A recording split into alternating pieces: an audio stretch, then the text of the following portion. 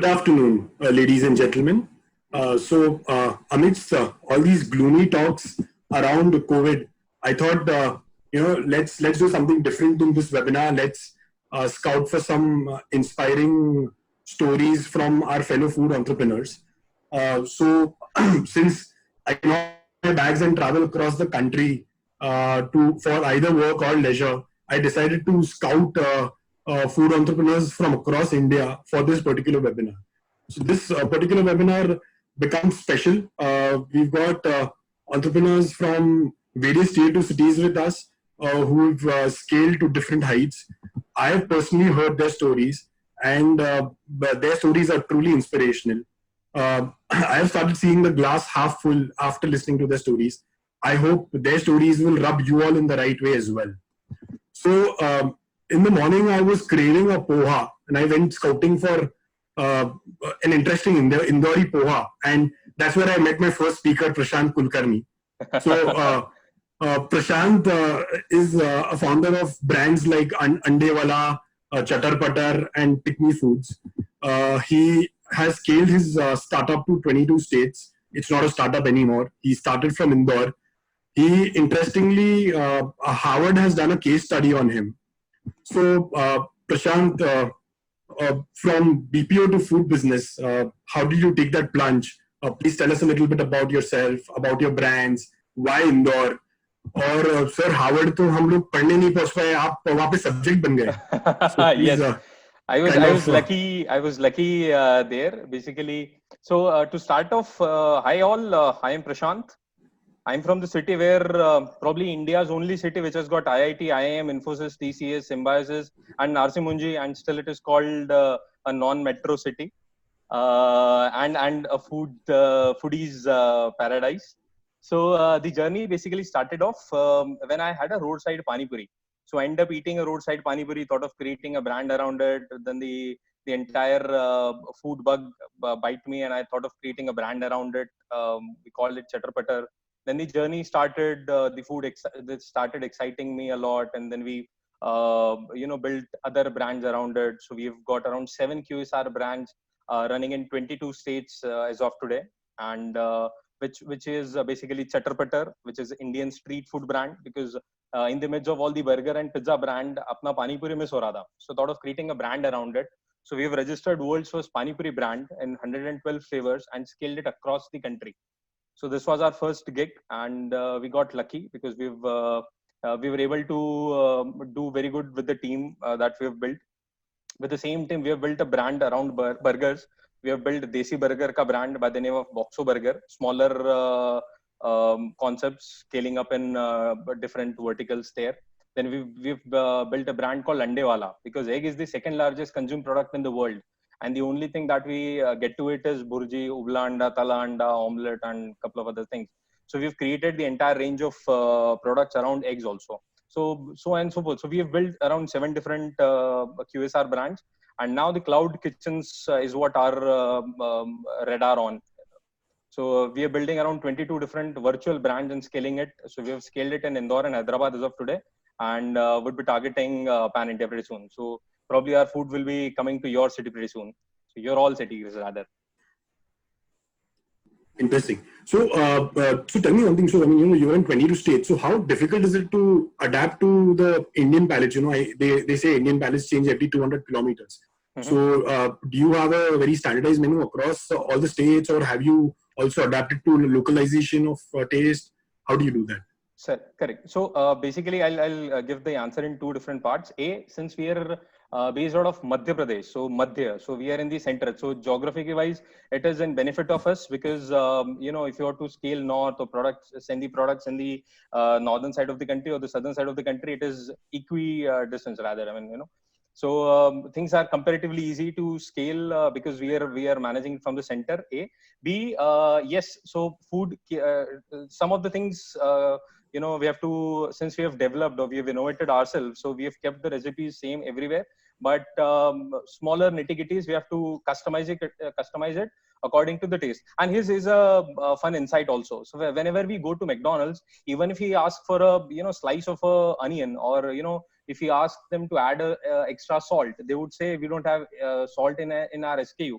But when we go to eat 10 rupees ka pani puri, we want all sort of customizations in that. So there was a huge mindset change when it comes to the product that we are dealing in. So 10 rupees ke product mein you want zamane ka customization, and when it comes to a product like McDonald's burger, which is not probably suited to the Indian palate because it is not juicy, it is not spicy, it does not have the flavors ups and downs. So still people are not, reluctant to suggest any changes. So there was an entire mind shift changes, but slowly and steadily we've learned how to convince our customer to eat what we've prescribed or the chefs have created, and now it is comparatively easy for us to scale things. We follow the standardization pan all across India. Right. Whenever you use the word pani puri, I could see all the ladies on my screen, gulping their clothes. Anyways, so how are you handling this situation, Prashant? So I mean, obviously these are tough times for all of us in the food industry. Correct. And I think every other industry. So how are you handling this with the kind of spread that you have across states? So I see like Corona positive may have been negative for a lot of us, but I see it very positively because I believe I'm a positive person. If you cannot go out, you can always go in. So we got a lot of time and opportunity to rebuild a lot of processes, which were, we were just reluctant to not change them, and we were pushing it across for no reason for a lot of time. So we've reinvented some of the process, rebuilt some of the process now, which probably when the lockdown gets open, we'll be putting ourselves in a much stronger way than we were. So we built a lot of connections during this time. We built a lot of processes, a lot of systems to be changed. So introspection, we got a lot of time for introspection, basically. So I'm kind of happy with the lockdown. So not happy, but looking it in a positive way. I think that is what all of us as entrepreneurs are. I mean, हर एक चीज में हमें positivity तो ढूंढनी पड़ती है. Correct. So except for the test that we are doing, Corona test में positivity ना ढूंढते हुए. बाकी समय. Fair enough. So your current venture, that new venture with Cloud Kitchens, has it started or are you in the process of starting it? We have been toying with this Cloud Kitchen concept for a couple of years now, and we were unable to hit the right spot. Like what is like. So everything has been done. So we wanted to create something new around it. So we've created a different model wherein we are doing B2B2C multi-branded cloud kitchens. Sure.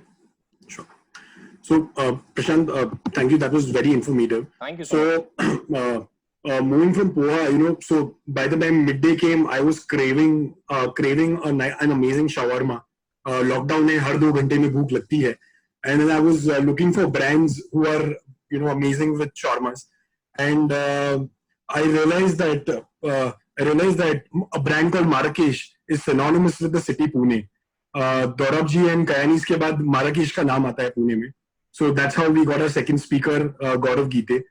Gaurav, so you have proved that chefs also can become good entrepreneurs. Please tell us a little bit about your story, your brand, and how did you think of starting Arabic food in Pune? I mean, when you started it back then, when Pune was not as cosmopolitan as it is as it is today. Yeah. Hi, Sanket. Hi, everyone. Hi.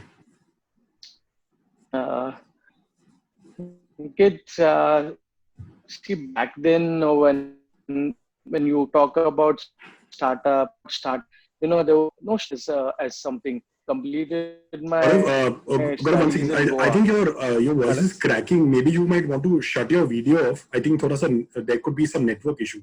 If you want to shut your video off and just speak, your voice is cracking in between. Yeah, I think. Is this better? This is perfect. Sanket? This is perfect. Yeah. Yeah. So back then, Sanket, we never had some strategies that we started with or something. It was for the sheer love of food. You love something and you would want to do something around it. So shawarma is just. I studied in Goa. I passed out from IHM Goa. So there was this small cart back then. And we used to all hop after our classes to get down for a shawarma. We used to want to just. It was a snack. It was just a healthy snack. In between a vada pav and a burger, we found a joy with a shawarma. So that's how my journey started. Moving from Goa, I studied in New Zealand I pursued my further studies. back then, everything, I mean, right from a drunken night to an afternoon shift or something, the easiest snack someone could have was a Turkish roll or a Turkish doner, what we call, or a shawarma, different things. So that's how, I was very fascinated that, okay, I want to, when I come back to my country, I want to start something around this. It was not junk. It was not junk. It wasn't, uh, you know, uh, it was stylish back then. It was stylish to have a shawarma. Uh, that's how I started to be a chef, and then to enter entrepreneurship. It's a big challenge. You have to first let go of your attachment to your food. A chef cannot, it's like a doctor who has to really treat his patient and not get attached to his patient. So the journey of a chef to an entrepreneur is a very painful one. You have to compromise on certain things. You have to understand some new processes. There's a lot involved in this. Sure, that's a nice analogy that you've given of a doctor versus a chef.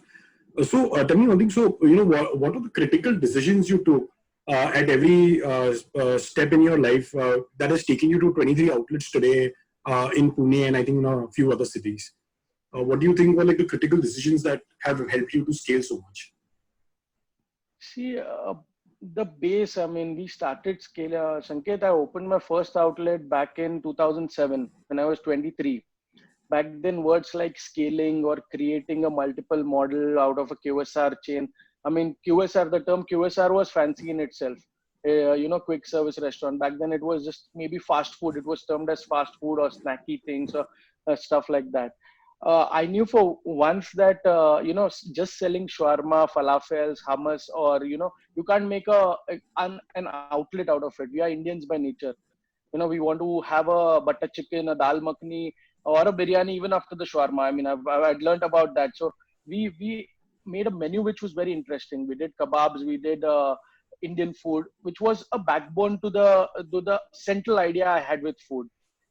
Slowly, things from a small QSR, we call it a Lebanese street cafe because after all, it's street food. Shawarmas and all are quite a street food concept.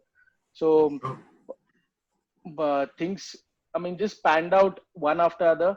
The biggest thing that we started anticipating were events. We were the only brand traveling with OML throughout India to their festival, the music festivals with Shillong, Hyderabad, Bangalore, Pune.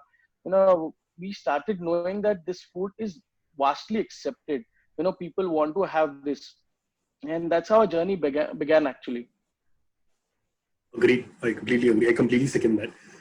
So, how are you planning to use your goodwill in Pune now, Gaurav? What are your future plans? Do you plan to roll out more brands, riding on the goodwill that Marrakesh has created?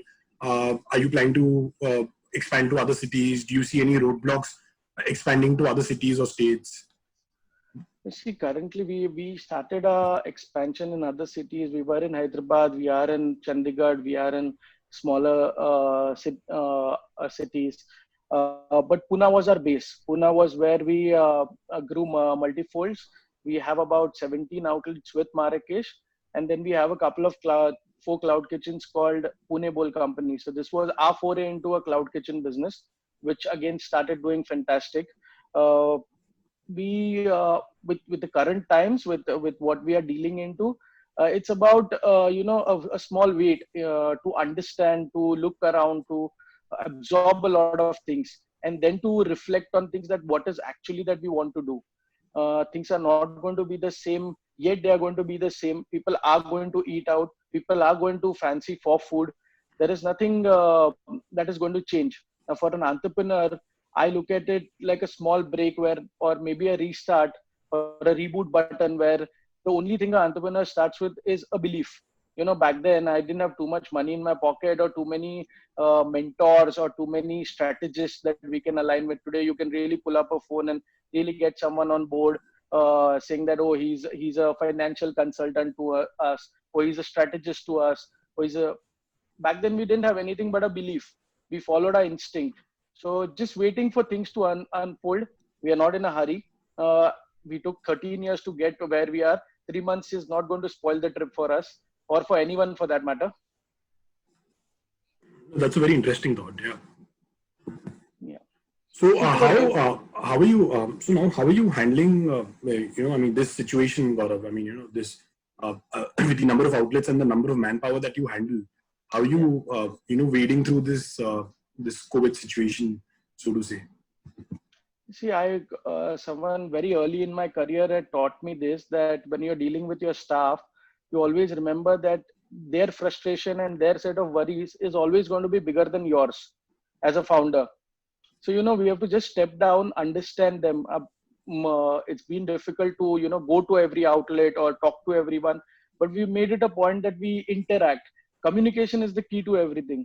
A staff doesn't call you, or employee doesn't call you just for money or just for food or something. He wants that someone hears him where he's staying so far away. So, he- everyone has the affinity to go back to their families, everything. So it's a difficult phase, more than the the materialistic requirement in this phase. It is the emotional, the mental ability to deal with people. So we have to just step down, understand, be one of them, make them sure that okay, they're secure enough with us, and yet motivate them to perform. We've started our outlets, we are delivering. So it takes a lot in this phase to dish out the same kind of cuisine, the same kind of consistency, maintaining hygiene, safety standards when you're dealing with that kind of labor manpower. I think that is very humanitarian and very nice of you to think on those lines. And thank you so much, Gaurav, for your two bits.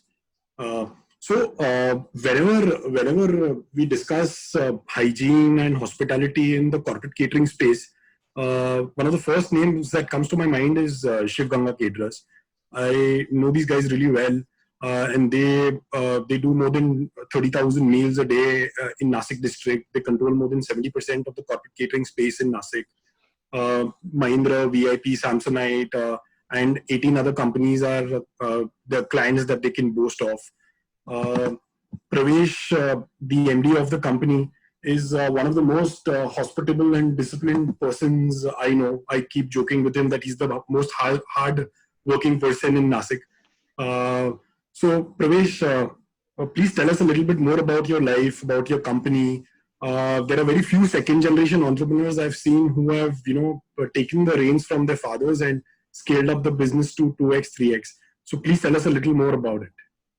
Hi Sanket and hi everyone. It's been an honor to share the same platform where all people are from the first generation and right now from the second generation. It's an honor really.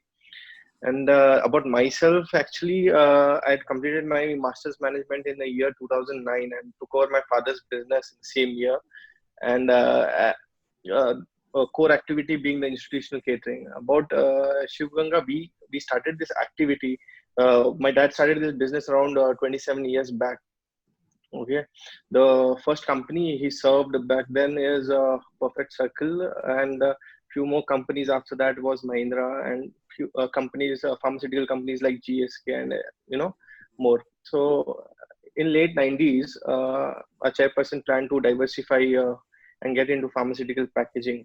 So in 90s, Shivganga was around serving around 7,000 meals, and now it has gone to 30,000 meals, 30,000 meals per day. Okay, so right now, when it comes to Shivganga, we are planning. We have also diversified into restaurant business, a guest house. We have a couple of restaurants right now in Nasik, and we want to scale up our restaurant business also out of Nasik limits. So let's see. We will come to your cities also soon, like Mumbai. Right now, whatever our business are there are inside the Nasik limits. So because of, if you remember, in 2009, there was a recession wherein my company actually went into debts, and that was my entry point. Okay, so I had a lot of tough decisions to take and bring this company out of that debt. So that is why company is only being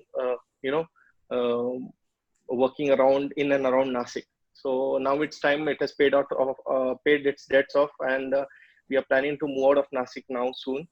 and we have already started communicating to people outside Nasik, and people have shown interest also in corporate caterings. Let's see, after this COVID situation, probably we'll start working with them soon. But to manufacture 30,000 meals a day and handle a staff of 450 plus must be a very disciplinarian work to do. So, what are your key points that you would want to share with the fellow entrepreneurs? How do you, how do you pep up your staff on a daily basis? How do you maintain this whole machinery going on a daily basis? How do you manage all this?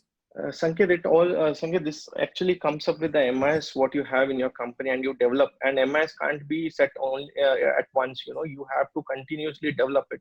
So, and building trust within your employees and the clients. So, when it comes to right now, we have around a 750 employee strength. So, in that kind of strength, I have to, and 30,000 packs what we are serving. So in that kind of strength, we have to study our business in a very micro level. For that micro level, I have kept, all station heads. There are station heads who daily report me the P&L. I have to be on my toes every time, because when it comes to 30,000 heads, so 30,000 you should be ready for 30,000 complaints daily, because I'm serving them daily. The same kind of a whole meal, kind of same food what we give them at in canteens. So the complaints are always there, but we have to so you have to take their suggestions or their complaints, and you have to rectify immediately and act accordingly. And you have to really take care about your employees also, because our employee being completely on our business being completely dependent on these people, I have to be right behind them in every situation, especially like in COVID. Okay, so where companies are not at all working, we still have these people working with us. They are still there in their own residence. They are still working with us, still taking shelter under our residence, which we have provided to them. So that is the key, basically. Sure. I'm sure it must be really tough for you during these COVID times when all your clients are kind of have shut shop and you have to still maintain all your staff. It's all the best for that, Pravesh, and thanks so much for your time. Yeah. You're welcome. Yeah. So moving from the midday meal craving, I was there was an urge to eat amazing Afghani biryani, and then I recollected some of the most amazing Afghani biryani I had eaten when I was traveling to Mumbai, Gurgaon, Chennai, Nasik, or Pune. And it struck me, it was all from charcoal eats. That is how I that is where I invited my next speaker. So Rohit is a very hardworking and street smart entrepreneur and a pretentious and health conscious cyclist now. So Rohit, you are a serial entrepreneur from finance to furniture to food. What is this love with F words here? Please. Thank you, Saket, and I would like to thank everybody for coming today. So there is no as such, love for any word. It's just that it happens. So when I was in Delhi before moving to Mumbai, so the whole idea was not to start a business. I was here on a different banking role. So I think I was there while I was in the middle of my... sorry to stop you. I think your voice is cracking. If you want to shut your video and just speak, maybe there's a network issue. Okay, I'll try that. Is it better now? Yeah, much better. Perfect. So when I was here to join Kotak Mahindra Bank, and while I was just going through the paperwork, I was doing a lot of discussion with everybody, and that's when charcoal happened. So I was very interested into a food business. In 2015, it was not started, and all the ideology, everything that was there, I wasn't just thrilled to just jump over and get it moving. So when we started charcoal, the idea was that the biryani used to come in a packet in a way which you would not like to eat when it's come for delivery. So that is when we started the charcoal, wherein the ideology was to be the next Domino's of biryani. Sure. Yeah, I think you guys have done a fabulous job with your packaging and branding. I mean, we can vouch for that. So, what was your thought behind the whole the branding behind Charcoal Eats? So as I said that we wanted to be the biryani, the Domino's of biryani. So all the focus was on convenience. So how the food is being traveling, how it is going to reach to the customer, and how it's going to be consumed by the customer. That is what the focus is, and that's what has driven us to get to that extent wherein we innovate in our packaging. The convenience was everything that we were striving for the customer. That if the customer is at his workplace, would he like to order a biryani and eat? So if it's coming in a packet, I don't think so anybody would like to eat it the way it was served earlier. And that's how we changed the whole game in the business. We changed the way packaging is being done. We changed the way biryani was served. Sure. So I think you guys have scaled to 17 cities, and I think 2 other countries apart from India. I've personally seen all you co-founders, working very closely. So do you want to give tips to fellow entrepreneurs on choosing the right co-founders and building the correct kind of a supply chain to scale up? The way we have done it is that first of all we try to get the product right. So in order to get the product right, we had the right kind of partners with us on board. So we have excellent chefs like Mikhail, Mohammed, and they have done a fabulous job in terms of the products. So when it comes to, choosing a right kind of a partner, I would always say that if the partners are from a different field, like I'm from a finance team, I'm more towards the operations side. Then Mohammed Mikhail is towards the food side. So they can do their bit of job in the food, and I can do my bit of job in terms of getting the food supplied everywhere. So that is where it is very important that we have partners from every field. Fair enough. And how you handling all this during these times? Yeah, I mean, this COVID times when most of the things are shut, the supply chains are broken. How you handling all of this now?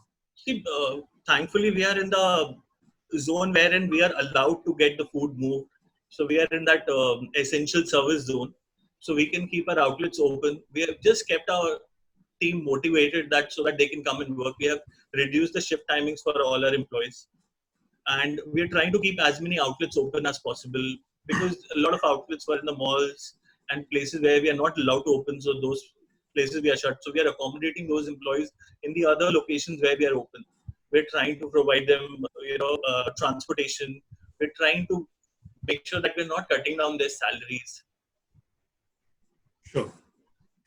So, yeah.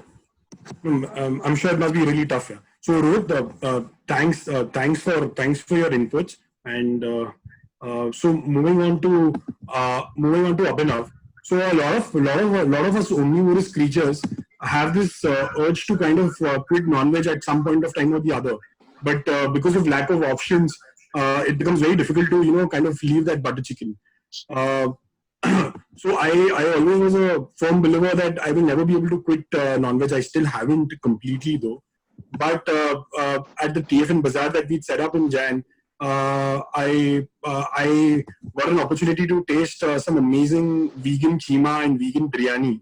And thanks to GoodDO veg food, I can satiate my cravings for non-veg even without actually eating non-veg.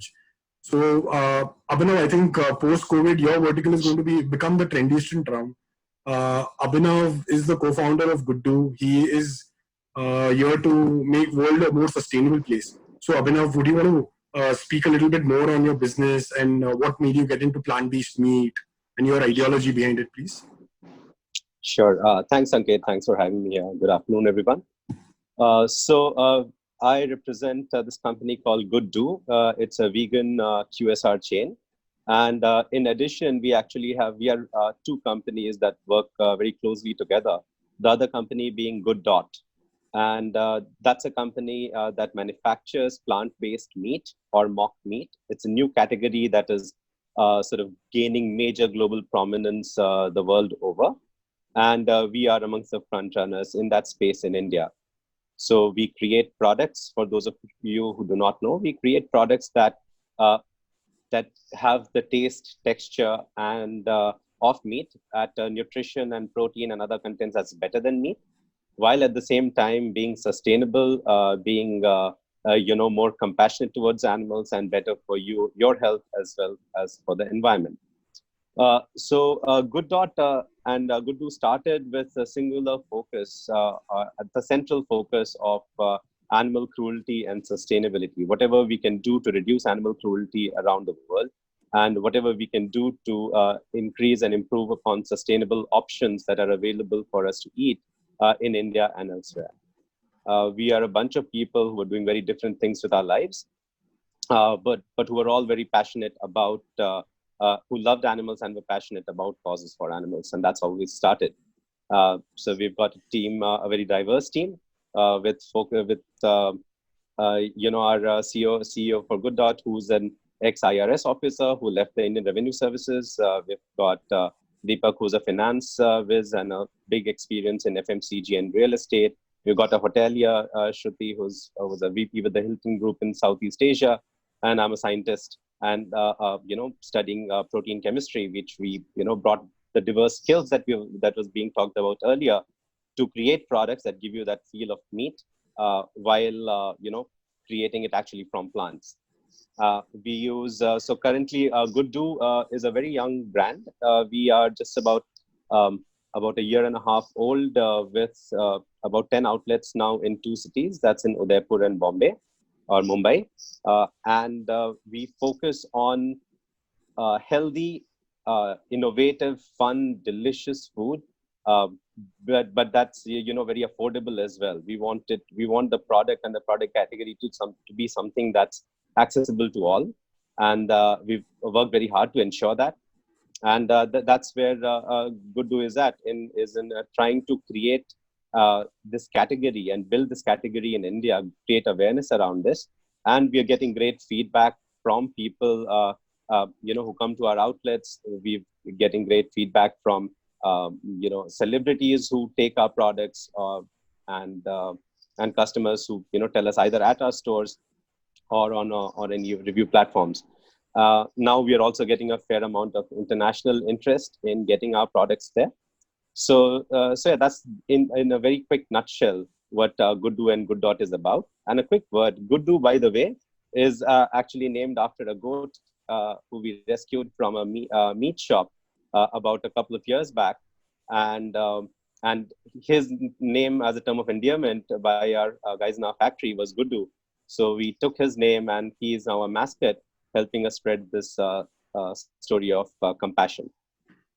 That's very interesting.